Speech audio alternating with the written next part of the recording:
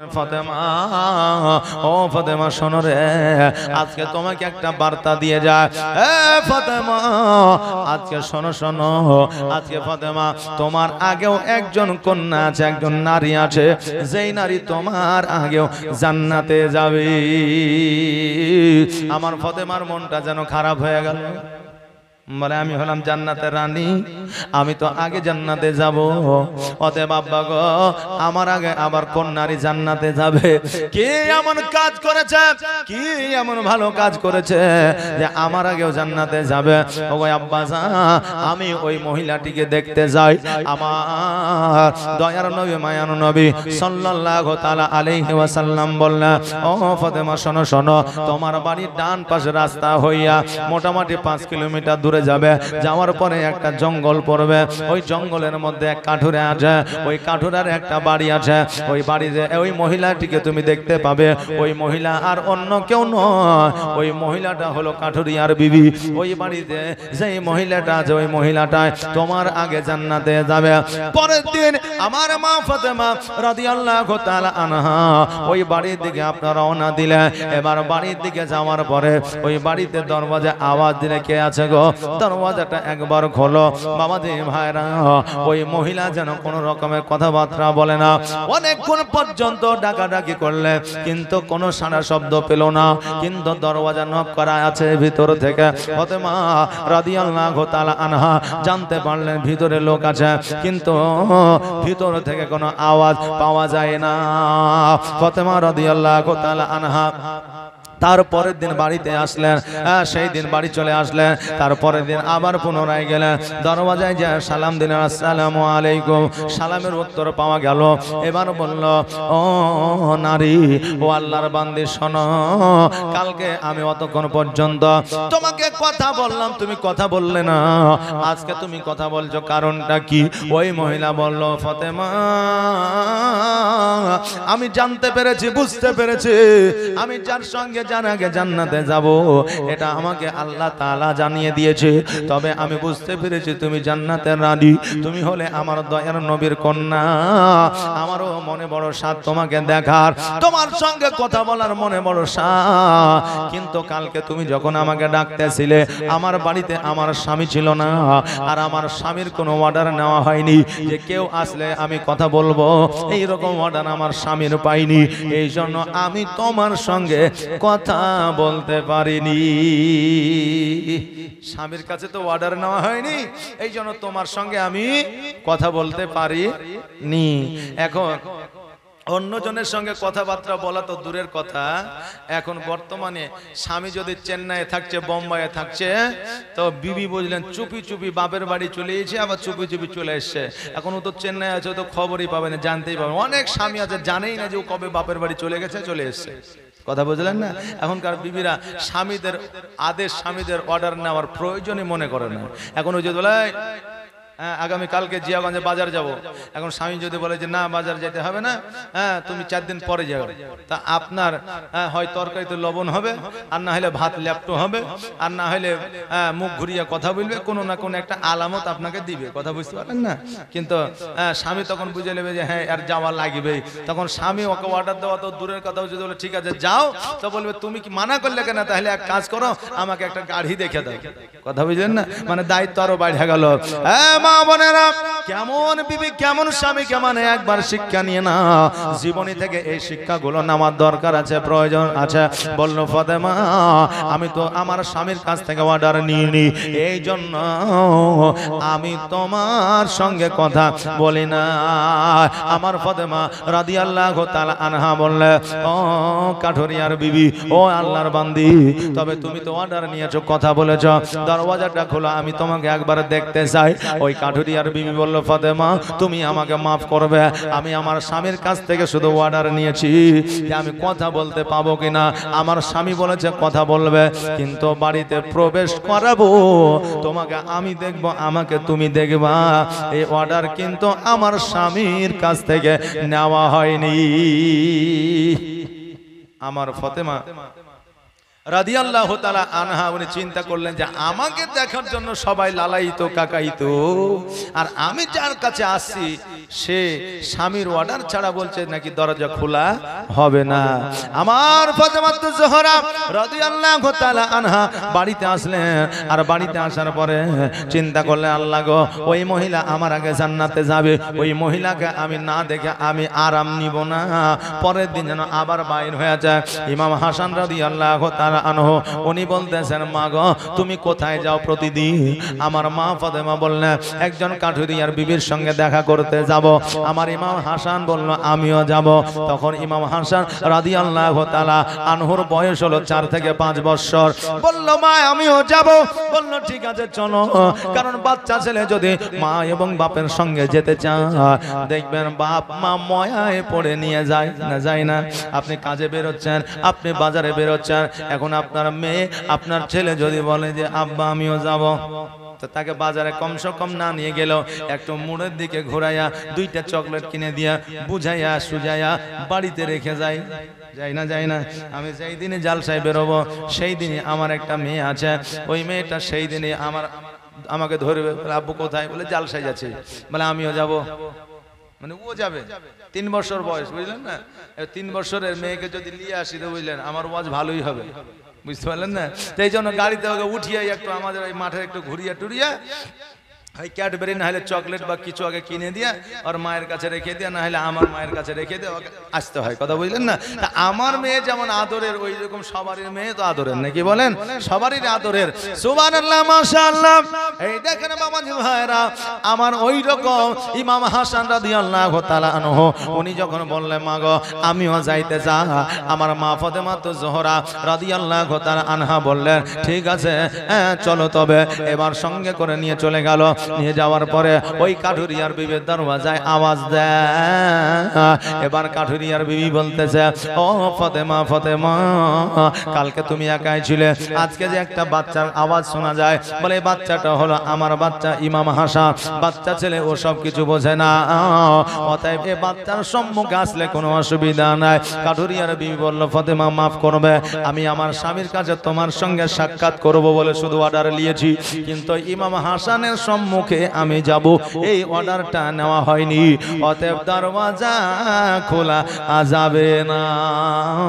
ও ফাতেমা তুমি আগামী কালকে আসো। আমার ফাতেমাতুজ জোহরা রাদিয়াল্লাহু তাআলা আনহা আবারও বাড়িতে ফিরে আসলেন। বাড়িতে ফিরে আসার পরে পরের দিন আবারও গেলেন। পরের দিন আবারও যাওয়ার পরে ওই কাঠুরিয়ার বিবি দরওয়াজাটা খুললেন। মা ফাতেমা রাদিয়াল্লাহু তাআলা আনহা আর ওই কাঠুরিয়ার বিবি পাশাপাশি বসে গল্প করলেন। সমস্ত হিস্ট্রি, সমস্ত ইতিহাস যখন জানলেন, জেনে এটাই পাইলেন যে স্বামীর অর্ডার ছাড়া একটা পা পর্যন্ত ওই কাঠুরিয়ার বিবি ফেলায় না। আর এই জন্যই ফাতেমার আগে ওই মহিলা, ওই নারী জান্নাতে প্রবেশ করবে। জোরে বলেন সুবহানাল্লাহ। আর এখন বর্তমানে আমাদের মায়েরাই হলো সর্বসেরা, কারণ এখন লক্ষ্মী ভান্ডারে পাওয়া যাচ্ছে 1000 টাকা, আগামী কালকে হয়ে যাবে 1500 টাকা, তারপরে হয়ে যাবে 2000 টাকা। যদি 2500 হয়ে যায় ভালোবাসাও 70% চলে যাবে, 30% রয়ে যাবে। কথা বললেন না? এখন 1000-এ অনেক মায়ের কাছে স্বামীরা স্বামী লয়, কথা বুঝলেন না? অনেক স্বামী বলছে হুজুর গো লক্ষ্মী ভান্ডার যখন ছিল না তখনই ভালো ছিল। বলে কেন?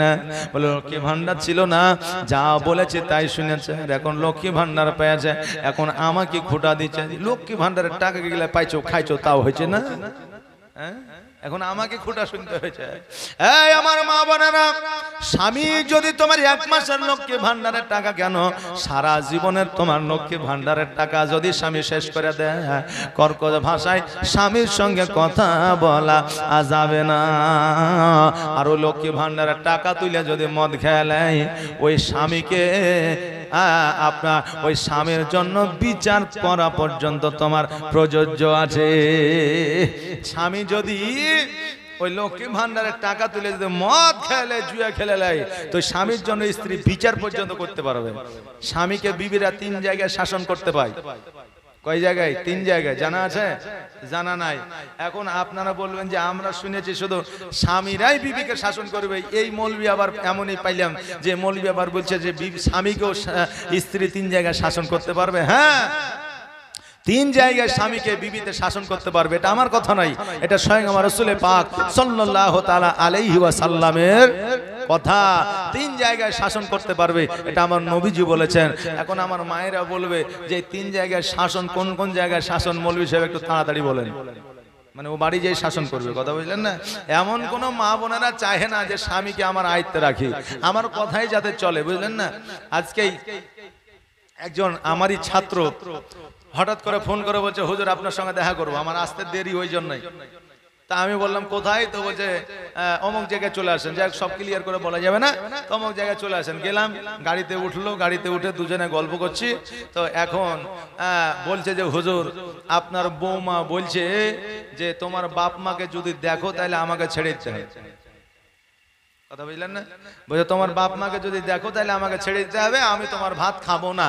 আমি বললাম যে এক কাজ কর, ওকে বলছি তোর মতো কত বিবি জগতে পাওয়া যাবে, অসুবিধা নাই, তুই এক কাজ কর, আমাকে এখান থেকে ডিভোর্স দিয়ে পেপারস পত্র ওকে করে কোর্ট থেকে তুই চলে যা। কিন্তু তোমার বাপ মা তোমাকে লালন পালন করে বড় করেছে, আরে কমসে কম বেশি না দিতে পারলে অল্প দিতে হবে। অল্প যদি দিতে না পারো তোমাকে কথাটা তো বলতে হবে। মা বাপ কিসে খুশি হয়? কথাতেই খুশি হয়। মা বাপ মানুষ করার পরে চাই না যে আমাকে কোটি কোটি টাকা দেখ, আমাকে ধনী বানিয়ে দেখ, আমার আরো 10 তলা করুক, এটা বাপ মা চায় না। কারণ বাপ মা শেষ বয়সে সেবার দরকার হয়, আর অসুখ বিসুখ হলে যাতে একটু দেখাশোনা করে, আর সন্তানের মুখ থেকে একটু ভালো কথা শুনতে চাই। কথা বুঝলেন না? এতেই বাপ মা খুশি হয়।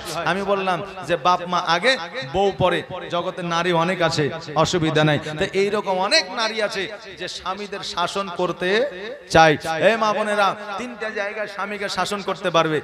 1 নম্বর জায়গা হলো স্বামী যদি নিজের স্ত্রী বাদ দিয়া যদি পর স্ত্রীর সঙ্গে অর্থাৎ পরকীয়ায় লিপ্ত হয় বা পরনারীর সঙ্গে যদি ভালোবাসা শুরু করে, তাহলে ওই নারীকে ওই স্বামীকে তুমি শাসন করতে পারবে। অর্থাৎ স্ত্রীর ফোন কম আর পরের স্ত্রীর ফোন বেশি, তাহলে ওই ফোনটা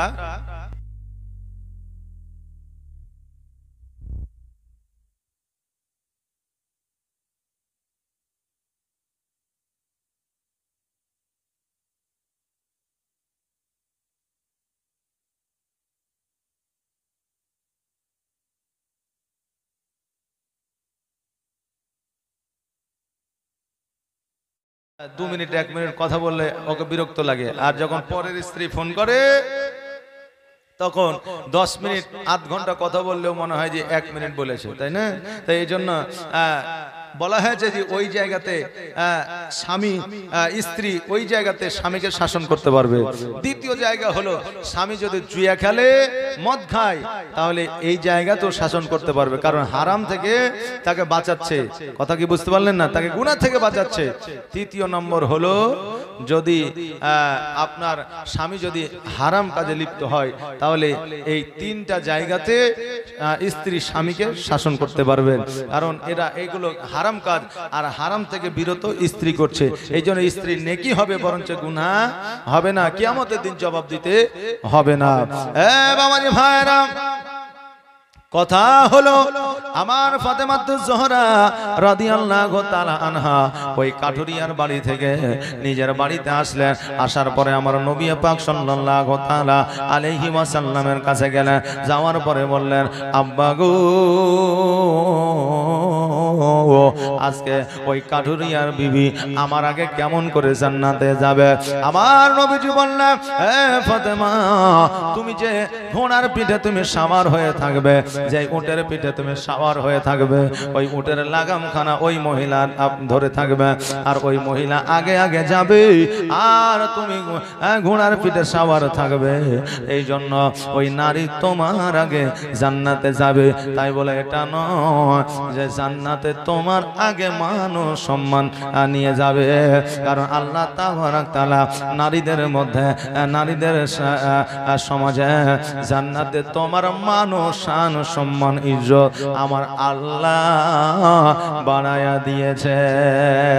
আল্লাহর নবী নূরের নবী গো আপনি নবী আমার আজীবনের জীবন আল্লাহর নবী নূরের নবী গো আপনি নবী আমার আজীবনের জীবন আপনি আমার জীবন সাথী অন্ধকার কবরের বাতি আপনি নবী আমার নির্জনের একজন আল্লাহর নবী নূরের নবী গো আপনি নবী আমার আজীবনের জীবন আর দেখে আপনার মজেজা ভাগবতী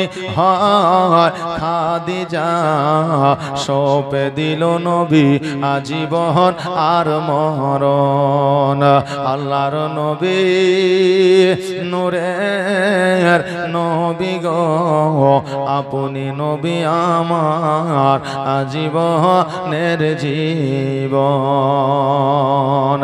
আমার নবী পাক সাল্লাল্লাহু তাআলা আলাইহি ওয়াসাল্লাম বলে ও ফাতেমা যাও যাও বাড়ির দিকে যাও আমার ফাতেমা তো জোহরা রাদিয়াল্লাহু তাআলা আনহা নিজের বাড়ির দিকে আসে বাড়ির দিকে আসার পরে হঠাৎ করে শুনতে পায় আমার নবী নাকি অসুস্থ অবস্থায় আমার ফাতেমা যখন আমার নবীজির কাছে গেলেন যাওয়ার পরে দেখছেন আমার নবীজি বিছানাগত হয়েছে আমার নবীজি বিছানায় যেন আপনার শায়িত হয়ে আছে ও বাবাজি ভাইরা আমার নবীজি পরস্পর তিনবার আপনার বিছানাগত হয়েছিল আমার নবীজি বললেন এ ফাতেমা তুমি কান্না করিও না রে মা তুমি কান্না করিও না আমার মা ফাতেমা রাদিয়াল্লাহু তাআলা আনহা বললেন ইয়া রাসূলুল্লাহ ইয়া হাবিবাল্লাহ নবী গো আপনি যদি জগৎ ছেড়ে চলে যান আমি কার কাছ থেকে মসলা মশাইল জানবো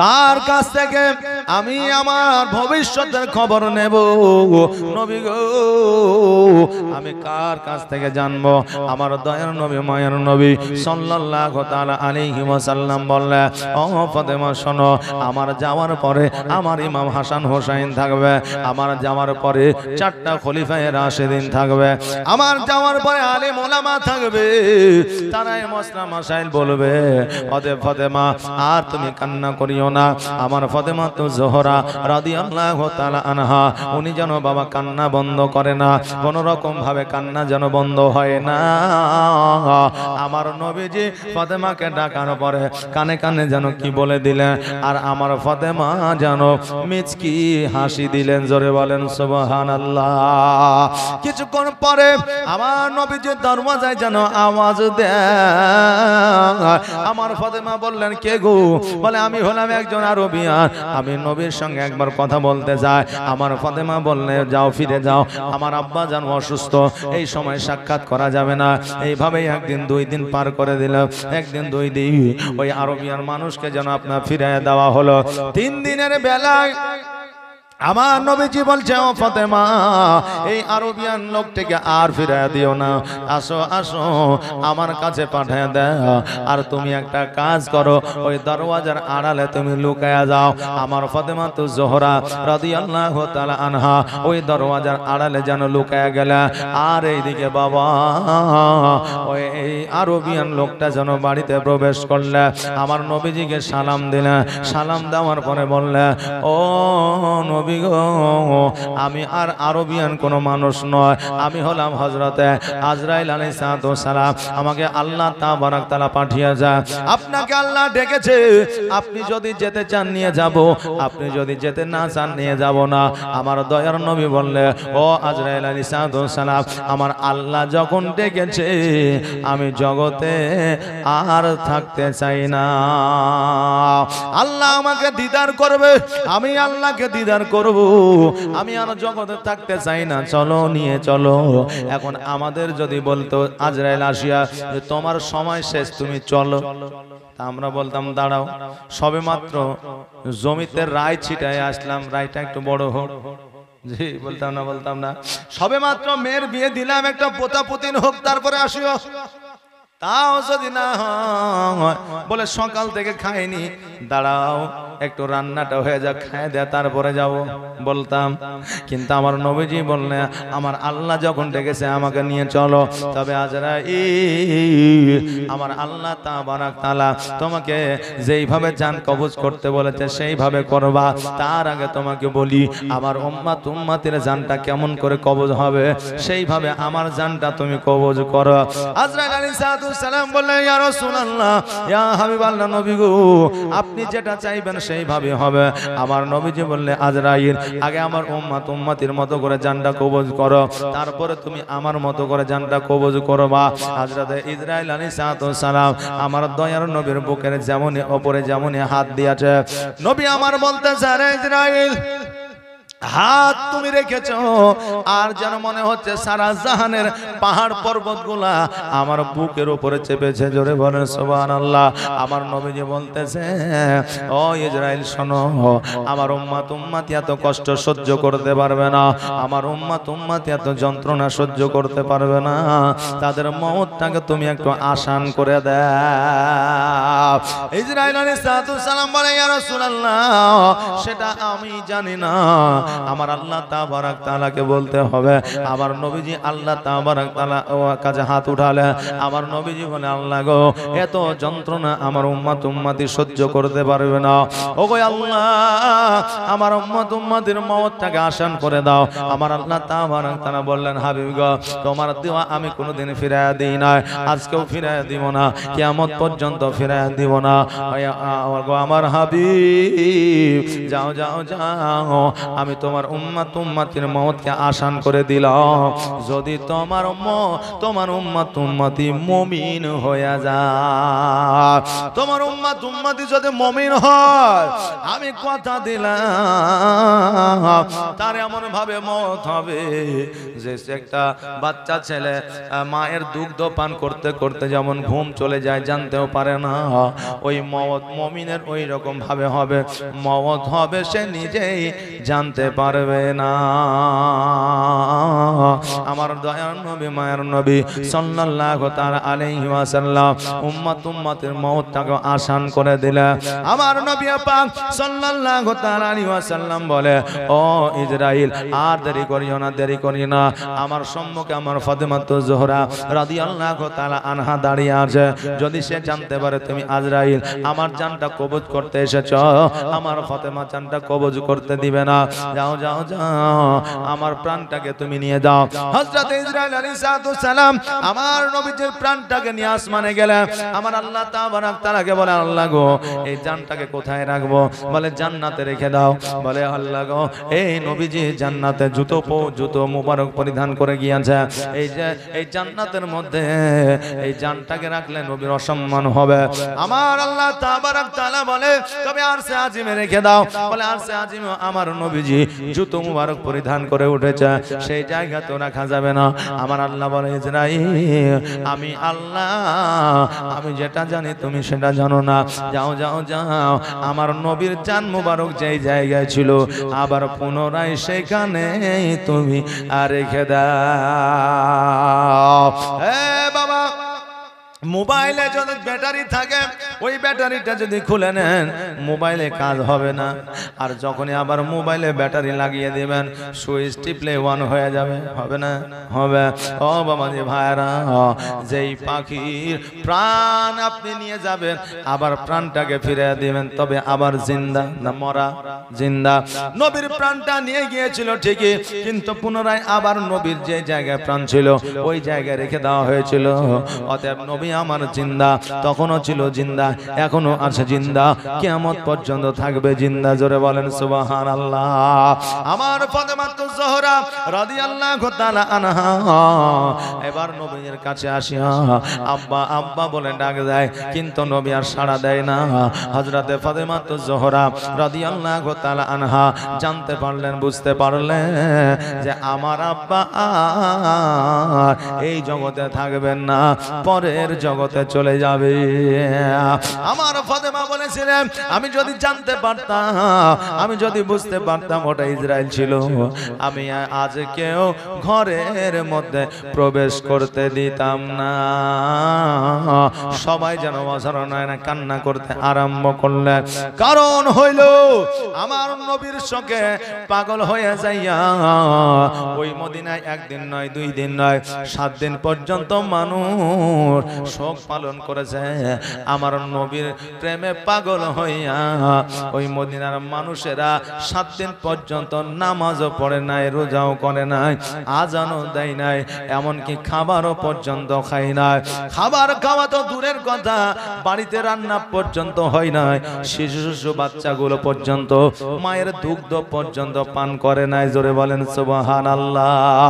হায় নবীজির ইন্তেকালে কাদাইলি সকলে রে আমার নবীর ইন্তেকালে।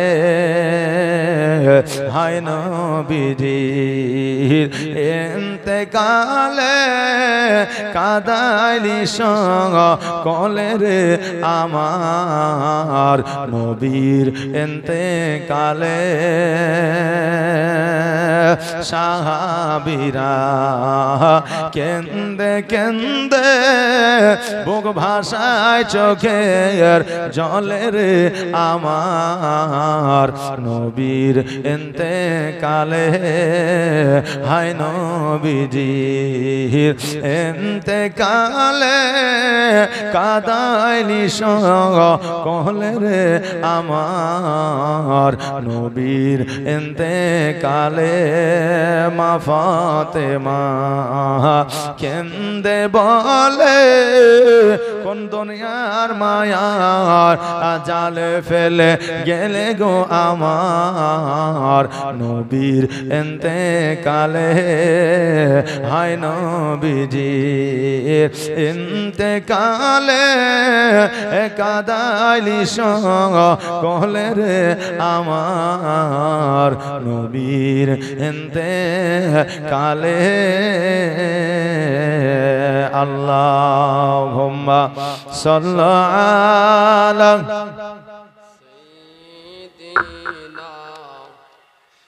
মাওলানা মুহাম্মদ ওয়া আলা আলে মাওলানা মুহাম্মদ। এই আমার মা বোনেরা ভাইরা, হযরত আয়েশা সিদ্দিকা রাদিয়াল্লাহু তাআলা আনহা ডাক দিয়া বললেন, এ ফাতেমা, তোমার আব্বাজানের পাশে বসে তুমি এত কান্না করতেছিলে, তোমার আব্বাজান যখন কানে তোমার মুখ লাগায়া কয়েকটা কথা বললে তুমি হাসতে আরম্ভ করলে, কারণটা কি? আমার ফাতেমা বলে, মা গো, আমি এই জন্য হাসতেছিলাম, আমার আব্বা কানে কানে বলল, ও আমার কন্যা জান্নাতের রানী, শোনো, আজকে আমি জগৎ থেকে আড়াল হওয়ার পরে সবার আগে তোমার সঙ্গে সাক্ষাৎ হবে, অতএব আজকে থেকে 6 মাস পরে তোমারও ইন্তেকাল হবে। আমার ফাতেমাতুজ জোহরা রাদিয়াল্লাহু তাআলা আনহা মা আয়েশা সিদ্দিকা রাদিয়াল্লাহু তাআলা আনহাকে বললেন, মা, আমার নবীর সঙ্গে আমার আগে সাক্ষাৎ হবে বলে আমি এই জন্য হাসতেছিলাম। এখন আব্বা যদি কন্যাকে বলে আমি মারা যাওয়ার 3 মাস পরে তুমিও মারা যাবে, ওই মা অর্থাৎ ওই কন্যা বলবে, আব্বা তুমি মারা যাবা যাও, কিন্তু তাতে আমাকে কেন তুমি টানছো? বলবে না? বলবে না? কারণ এখন জগতে কেউ মরতে চায় না। এই আমার বাবাজি ভাইরা, এইদিকে আমার ফাতেমাতুজ জোহরা রাদিয়াল্লাহু তাআলা আনহা বাড়িতে আসলেন। আসার পরে আমার হযরতে আলী রাদিয়াল্লাহু তাআলা আনহুকে বললেন, ও আমার প্রাণের স্বামী, আমি পবিত্র রমজান মাসে আজকে থেকে 6 মাস পরে এই জগৎ ছেড়ে পরজগৎ গমন করব। ও আমার প্রাণের স্বামী, আপনার কাছে আমি একটা জিনিস চাই, যে আমাকে কাফনের টাকা, অর্থাৎ একটা কাফনের সমতুল্য পয়সা উপার্জন করে আপনি রাখবেন, যাতে আপনার পয়সা আপনার উপার্জনের টাকায় যেন আমার শরীরে কাফনটা থাকে। জোরে বলেন সুবহানাল্লাহ। আমার বাবাজি ভাইরা, এইভাবে দিনগুলো অতিবাহিত হতে লাগলো। একদিন সকালবেলা আমার হযরত ইমাম হাসান হোসেনকে ডাকলেন, ডাকার পরে গোসল বানায়া দিলেন, চোখে সুরমা লাগায়া দিলেন, মাথায় টুপি লাগায়া দিলেন, জুব্বা পরায়া দিলেন, আপনার খুশবু লাগায়া দিলেন। দেওয়ার পরে বললেন, ইমাম হাসান হোসেন, তোমার নানার সঙ্গে অনেকদিন দেখা করো না, সাক্ষাৎ করো না, যাও যাও যাও তোমার নানার সঙ্গে সাক্ষাৎ করে এসো, দেখা করে এসো। তোমার নানার সঙ্গে অনেকদিন দেখা করো না। নানার সঙ্গে দেখা করবে ইমাম হাসান হোসেন একবারে খুশিতে যেন আত্মহারা হয়েছে। নানির বাড়ি নানার বাড়ি যেতে যদি ছেলেরা সুযোগ পায় তো কে না খুশি হয়, কথা বুঝলেন না? কারণ দাদু দাদিকে তো প্রতিদিন দেখছে, আর নানা নানিকে মাসে একবার, নাহলে 3 মাসে একবার, নাহলে 15 দিনে একবার দেখছে, কথা বুঝলেন না? মানে দূরে গেলে একটু মহব্বত বাড়ে, আর কাছে থাকলে মনে হয় যে মহব্বত একটু কমে গেছে, তাই না? কথা বুঝলেন না? তাই বলে বাবা, নিজের রক্তের যে আপনার মহব্বত, সেটা কোনোদিন পরে রক্তের সঙ্গে হবে না। হ্যাঁ আমার বাবাজি ভাইরা, আমার ইমাম হোসেন রাদিয়াল্লাহু তাআলা আনহু বলে, ভাইরা আর দেরি নয়, দেরি নয়, জলদি করে চলো, নানার সঙ্গে সাক্ষাৎ করব। এবার দুই ভাই যেন বড় আনন্দিত হইয়া হাত দুখানা ধরিয়া সোনার মদিনায় যেন আপনার পৌঁছে গেলেন। ও মাঝি পাল তুলে দে, আর হেলা করিস না, ছেড়ে দে নৌকা মাঝি, যাব মদিনা, ছেড়ে দে নৌকা মাঝি, যাব মদিনা। মক্কায় নবী এলো মায়া মিনার ঘরে, হাসিলে হাজার মানিক, কাঁদিলে মুক্তা ঝরে। দয়ার নবী যার সহায়, দয়ার নবী যার সহায়, তার কিসের ভাবনা, ছেড়ে দে নৌকা মাঝি, যাব মদিনা। ও মাঝি নৌকা ছেড়ে দে, ও মাঝি পাল তুলে দে, আর হেলা করিস না, ছেড়ে দে নৌকা মাঝি, যাব মদিনা। আল্লাহুম্মা সাল্লি আলা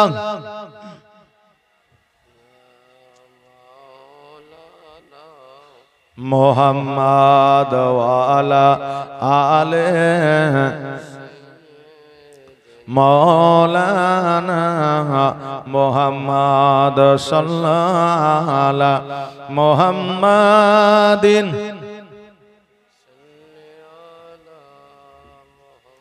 हरदम ज़बान से निकालो पाक नामे मोहम्मद, हरदम ज़बान से निकालो शफियाना मोहम्मद।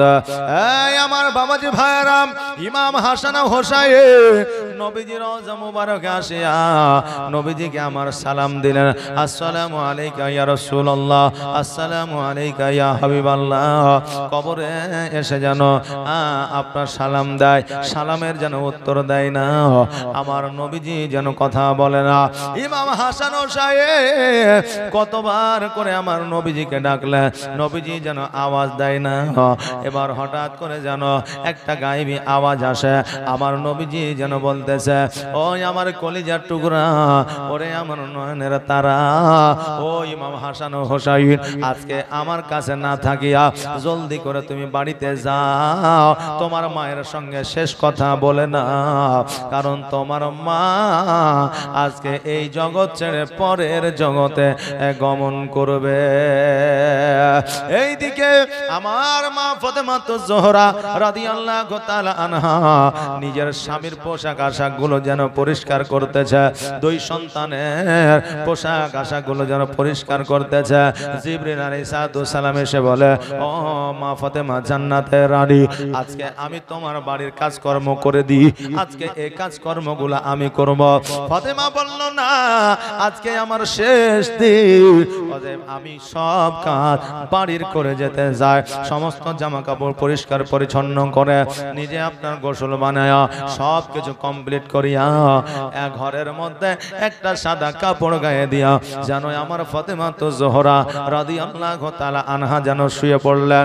এইদিকে আমার ইমাম হাসান হোসাইন রাদিয়াল্লাহু তাআলা আনহু যেন বাড়ির মধ্যে প্রবেশ করলেন। বাড়ির মধ্যে প্রবেশ করার পরে ইমাম হোসেন ডাক দিয়া বলে, ভাই হাসান, আমরা ছোট্ট থেকে এত বড় হইলাম, জীবনে কোনোদিন দেখি নাই আমার মা কোনোদিন বিছানায় আরাম করেছে। আজকে বিছানায় শুয়ে আছে, কারণটা কি? কারণটা তো বুঝতে পারি না। আমার ইমাম হাসান বলতেছে, ভাই রে, মায়ের হয়তো শরীরটা খারাপ, মা হয়তো পেরেশানির মধ্যে আছে, এই জন্য মা হয়তো ওই ঘরের মধ্যে আরাম করতেছে। আমার ইমাম হোসেন বলল, না না না, আমার নানা যেটা বলে দেয় সেটা কোনোদিন মিথ্যা হয় না, চলো চলো মাকে একবার ডাকি। এবার দুই ভাই ঘরের মধ্যে এসেছে, আসার পরে মায়ের কাছে বসিয়া মা মা মা বলে ডাকে, কিন্তু মা যেন আর সাড়া দেয় না। মা এই জন্য সাড়া দেয় না, কেননা মা আর জগতের মধ্যে নাই, এই জগৎ ছেড়ে পর জগৎ গমন করেছে। সকলে একবার আওয়াজ দিয়ে বলেন, ইন্না লিল্লাহি ওয়া ইন্না ইলাইহি রাজিউন। জীবনের অন্তিম কালে আজরাইল আসিয়া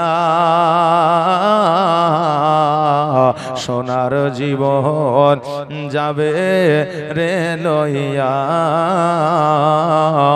সোনার জীবন যাবে রে লইয়া। এত যত্নে যারে তুমি ঘরেতে রাখিলে, যাহার লাগি এ দুঃখ কষ্ট কতই না সহিলে, আর আজ তোমার ফাঁকি দিয়া, আজ তোমার ফাঁকি দিয়া গেল রে উড়িয়া,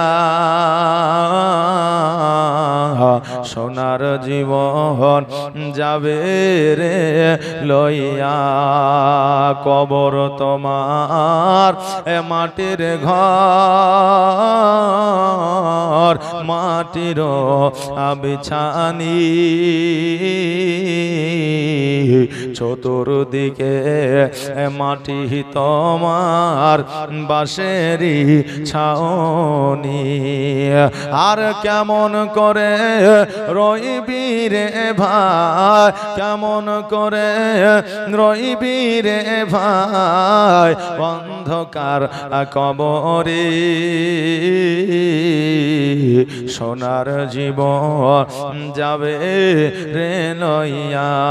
জীবনের অন্তিম কালে আজরাইল আসিয়া সোনার জীবন যাবে রে লইয়া। আমার বাবা যে ভাইরা, আমার ইমাম হাসান হোসাইন মা মা মা বলে ডাকে, কিন্তু মা আর সাড়া দেয় না, কেননা মা আর জগতে নাই, এই জগৎ ছেড়ে পর জগৎ গমন করেছে। ইমাম হাসান হোসেন বলে, ভাই রে, আজকে আমাদের মা কেন কথা বলে না? তখনও বুঝতে পারে না যে মা ইন্তেকাল করে গেছে, কারণ 5 বছর বয়সে, 6 বছর বয়সে, 7 বছর বয়সে মরণ সম্পর্কে ছেলেদের অভিজ্ঞতা থাকে না। এবার বাবা যে ভাইরা, ইতিমধ্যে হযরতে আলী রাদিয়াল্লাহু তাআলা আনহু বাড়িতে প্রবেশ করেছেন। আমার ইমাম হাসান হোসেন ছুটতে ছুটতে গিয়া আব্বা জানের হাত দুখানা ধরিয়া 2 চোখের পানি ছেড়ে দিয়ে বলে, আব্বা গো, আমাদের মাকে মা মা মা বলে ডাকি, কিন্তু মা কথা কেন বলে না? আমার হযরতে আলী রাদিয়াল্লাহু তাআলা আনহু উনি তো সবই জানে। আমার আলী বললেন, বেটারে, আজকে কেন কিয়ামত পর্যন্ত মাকে যদি মা মা বলে ডাকো, তোমাদের মা আর সাড়া দিবে না, তোমাদের মা আর সাড়া দিবে না, কেননা তোমাদের মা আর জগতে বেঁচে না। আমার হযরত আলী রাদিয়াল্লাহু তাআলা আনহু যখন এই কথা বললে, ইমাম হাসান হোসেন রাদিয়াল্লাহু তাআলা আনহু বললে, আব্বা গো, আজকে মা যখন বিদায় নিয়ে চলে গেল, আমাদের গোসলকে বানায়া দিবে, চোখেকে সুরমা লাগায়া দিবে, আমাদের খাবারকে খাওয়ায়া দিবে, পোশাককে পরিধান করায়া দিবে। ও ভাই আব্বা যা, আমাদের কোরআন তেলাওয়াত করে ঘুম পাড়ানোর মতো আর কেউ না, আমাদের আদর করার মতো আর কেউ না, আমাদের বুকে নেওয়ার মতো আর কেউ নাই। আব্বা, আমরা যে জগতের মধ্যে ইতিম হয়ে গেলাম। আলী রাদিয়াল্লাহু তাআলা আনহু বলে, ও ইমাম হাসান হোসেন, আজকে তোমার আব্বা নাই তো কি, তোমার মা নাই তো কি হয়ে যায়, আমি আলী যতদিন পর্যন্ত আছি তোমাদের কোনো অসুবিধা হতে দিব না। এই বলে আমার আলী রাদিয়াল্লাহু তাআলা আনহু কাফনের ব্যবস্থা করলেন। কাফনের ব্যবস্থা করার পরে আলী রাদিয়াল্লাহু তাআলা আনহু চিন্তা করে, আল্লাহ গো, আমার বিবি ফাতেমা বলেছিল, ওসিয়ত করেছিল, আমি যখন ইন্তেকাল করব, আমার ইন্তেকালের পরে মানুষকে বলবে না, মানুষকে জানাবে না, চুপি চুপি দাফন কাফনের ব্যবস্থা করবে। আমি আলী বলেছিলাম, বিবিরা, তোমার মওতের কথা শুনিয়া যদি হাজির হয়, কবরস্থানে যদি মাটি দেয়, তারাও নেকি পাবে, তুমিও নেকি বাবা, অতএব তারা কেন আসবে না? আমার ফাতেমা বললে, স্বামী গো, আমি ফাতেমা, আমাকে জগতের পুরুষরা দেখাতো দূরের কথা, নারীরা পর্যন্ত আমাকে দেখে না, অতএব আমি যখন মারা যাব, আমাকে দেখতে আসবে। কেউ বলবে ছোট ছিল, কেউ বলবে বড় ছিল, কেউ বলবে ফর্সা ছিল, কেউ বলবে শ্যামা ছিল, কেউ বলবে কালো ছিল, কেউ বলবে ফাতেমার নাকটা খাড়া ছিল, কেউ বলবে না বসা ছিল, চোখটা ভালো ছিল, কেউ বলবে না খারাপ ছিল, আমাকে নিয়ে অনুমান করবে। অতএব স্বামী গো, আমাকে নিয়ে কোন নারী যেন অনুমান করতে না পারে, এই জন্য আমাকে নবীজির বিখ্যাত বিখ্যাত সাহাবীদের ডাকিয়া আমাকে দাফন কাফন করবেন। আমার আলী রাদিয়াল্লাহু তাআলা আনহু কিছু বিখ্যাত সাহাবীকে ডাকলেন, কাফন দিলেন। কাফন দেওয়ার পরে কবরস্থানে নিয়ে গেলেন। যাওয়ার পরে কবরে কে নামাবে? নবীজির বিখ্যাত সাহাবী ছিলেন, যার নাম ছিল হযরত আবু জার গাফফারি।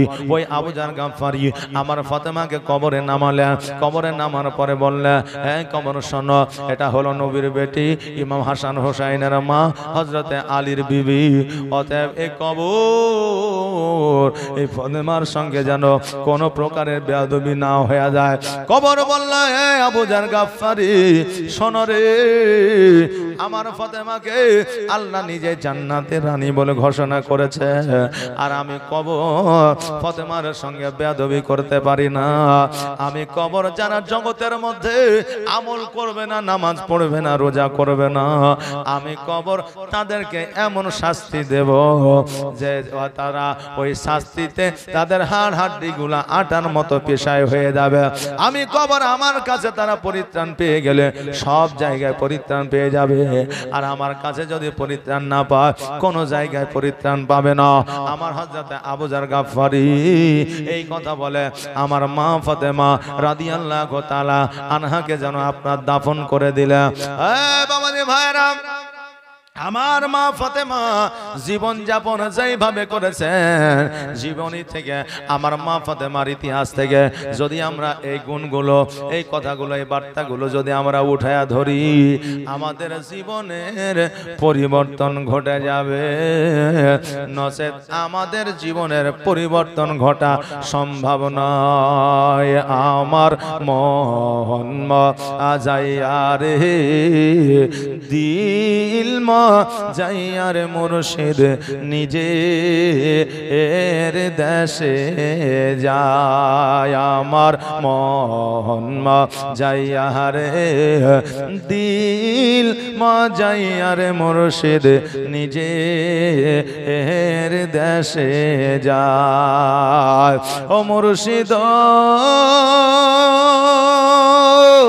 একে আমার ভাঙানা, তার উপরে তুফান বা ঝলকে ঝলকে উঠে পানি রে। আগের নাও আরি রে কাঞ্চা বাঁশের বেড়া রে, বাজার লুটায়া নিল চোরে রে।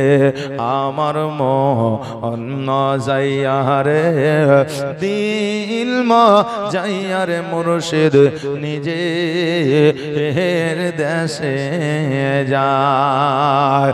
ও মুর্শিদ সবার আছে জায়গা জমি, ধন দৌলত নাহি তুমি, আমার মনে আছো শুধু তুমি রে। জীবনে মরণে ঠাই দিও মুর্শিদ চরণে, তুমি বিনে যেন মরি রে। আমার মন যাইয়া রে দিল যাইয়া রে মুর্শিদ নিজে এর দেশে যায়। পরের জায়গা পরের জমিন ঘর বানায়া আমি রই, আমি তো সেই ঘরের মালিক নয়, আমি তো সেই ঘরের মালিক নয়। ও সে ঘরখানা যার জমিদারি,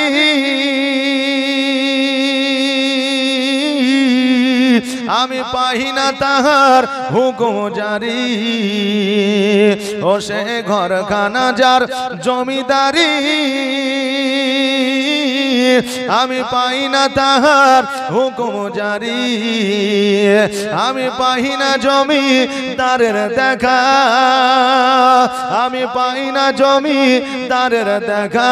মনের দুঃখ কারে কই, আমি তো সেই ঘরের মালিক নই নই রে, আমি তো সেই ঘরের মালিক নই। পরের জায়গা পরের জমিন ঘর বানায়া আমি রই, আমি তো সেই ঘরের মালিক নয়, আমি তো সেই ঘরের মালিক নয়। জমিদারের ইচ্ছা মতো হয় রে জমি চাষ, তাই তো ফসল ফলে না রে দুঃখ 12 মাস। আয় হায় দুঃখ 12 মাস। আমি খাজনা পাতি সবই দিলাম, তবু জমিহীন আমার হয় যে নিলাম। আমি খাজনা পাতি সবই দিলাম, তবু জমিহীন আমার হয় যে নিলাম।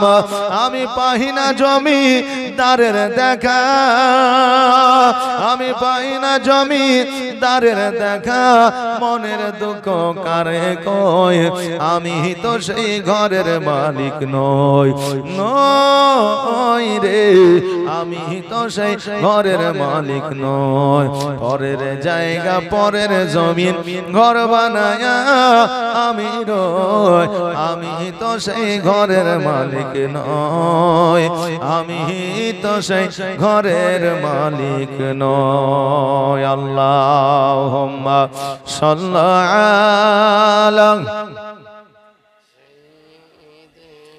মৌলানা মুহাম্মদ ওয়ালা আলে সাইয়্যিদিনা মৌলানা মুহাম্মদ সাল্লাল্লাহু আলা মুহাম্মাদিন সাল্লাল্লাহু মুহাম্মদ হরদম জবান সে নিকালো পাক নামে মুহাম্মদ হরদম জবান সে নিকালো শফিয়ানা মুহাম্মদ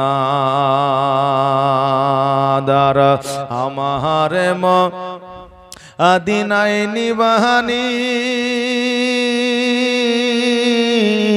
দয়ার নবীজি আমার মদিনায় নিবানি।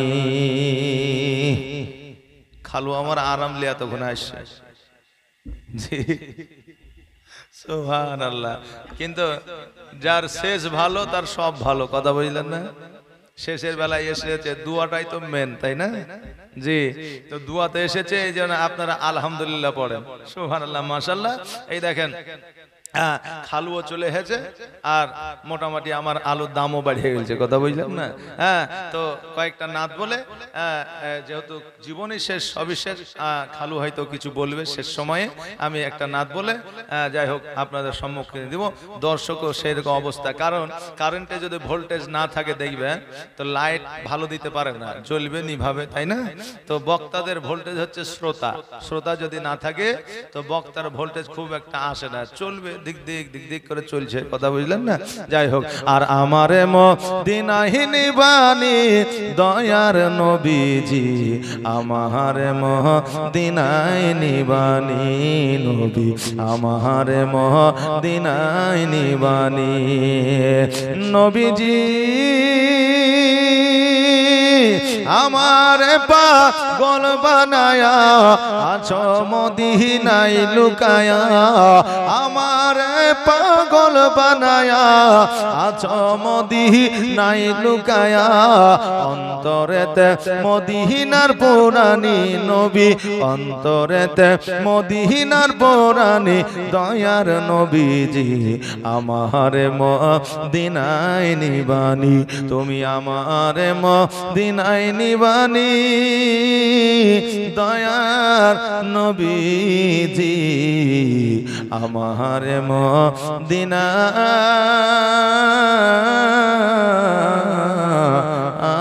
নিবানি। আমার সোনার মদিনায়, আমার দয়ার মদিনায়, আমার জানের মদিনা, সব ভুলিব কিন্তু তোমায় ভুলতে পারি না, সব ভুলিব কিন্তু তোমায় ভুলতে পারি না। ইয়াসরিব নামে তুমি ছিলে অলক্ষণের দেশ, বড়ই মারা তো খুঁজেছিল তোমার পরিবেশ। ইয়াসরিব নামে তুমি ছিলে অলক্ষণের দেশ, বড়ই মারা তো খুঁজেছিল তোমার পরিবেশ। নবীর ছোঁয়া লেগে তুমি সোনার মদিনা, নবীর ছোঁয়া লেগে তুমি সোনার মদিনা, সব ভুলিব কিন্তু তোমায় ভুলতে পারি না। আমার সোনার মদিনায়, আমার জানের মদিনায়, আমার কলিজার মদিনা, সব ভুলিব কিন্তু তোমায় ভুলতে পারি না। যাই হোক বাবাজি ভাইরা, এই দেখেন ফাতেমা রাদিয়াল্লাহু তাআলা আনহা উনি এই জগৎ ছেড়ে পরের জগৎ গমন করলেন। তবে জীবনী আপনারা শুনলেন ফাতেমা রাদিয়াল্লাহু তাআলা আনহার। আমি মায়েদেরকে বলবো এই ফাতেমার জীবনে শোনার পরে যে রাস্তা, যে পথে আপনার চলেছেন, সেই পথ যদি আপনারা আঁকড়ে ধরেন বা ফাতেমা রাদিয়াল্লাহু তাআলা আনহার জীবনে যদি আপনারা অনুসরণ করেন, যদি পড়েন, তা আপনাদের জীবনটা পরিবর্তন হয়ে যাবে। সুবহানাল্লাহ, মাশাআল্লাহ, জাযাকাল্লাহ। যাই হোক, আজকে শেষ রাত্রি, একবার সকলে মিলে একবার ইস্তিগফার পড়ি। আস্তাগফিরুল্লাহ রাব্বি মিন কুল্লি যামবি ওয়া আতুবু ইলাইহি ওয়া লা হাওলা ওয়া লা কুওয়াতা ইল্লা বিল্লাহিল আলিয়্যিল আযীম। আপনার আমি এখান থেকে এই বক্তব্যের ইতিরেখা টানলাম। আসসালামু আলাইকুম ওয়া রাহমাতুল্লাহি ওয়া বারাকাতুহু।